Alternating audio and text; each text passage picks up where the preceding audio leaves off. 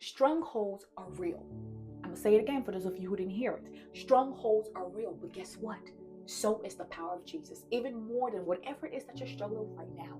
So if you're here like, I've prayed, I've done everything, I've gone places to places. In fact, now it's just part of my life. I don't really think it's a big deal. So forth. Listen, it is a big deal. Even if nobody else in your circle, nobody else in your life sees it as a big deal, if you are going through it and it's messing with you, it is a big deal, and Jesus wants to deliver you from that. So what do you do? Number one, recognize what is happening, because until you recognize it, you're not going to see that there's a problem. There's somebody right now who has a drinking problem, and everybody else sees that they have a drinking problem except them. The moment they realize that they have a drinking problem, that's when they're able to walk towards a solution. Number two, you got to go back in the Word of God and say, Lord, what did you say about this situation? Now, FA, listen, my situation is not printed in the Bible word for word like this, but there's something in the Bible that can kind of sort of, there's a similarity. And you know His Word has said about you.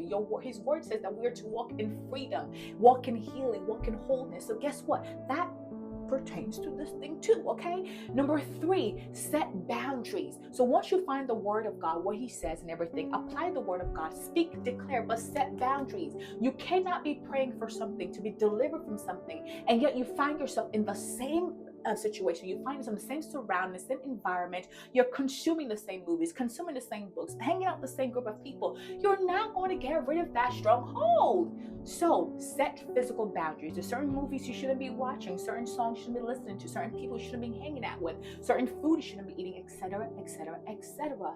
Listen, that thing you're going through, like I said before, people may not think it's a big deal, but if you recognize it's a big deal, then it is a big deal, and you can definitely do something about it right now. Drop in the comment section. Let's work on it together.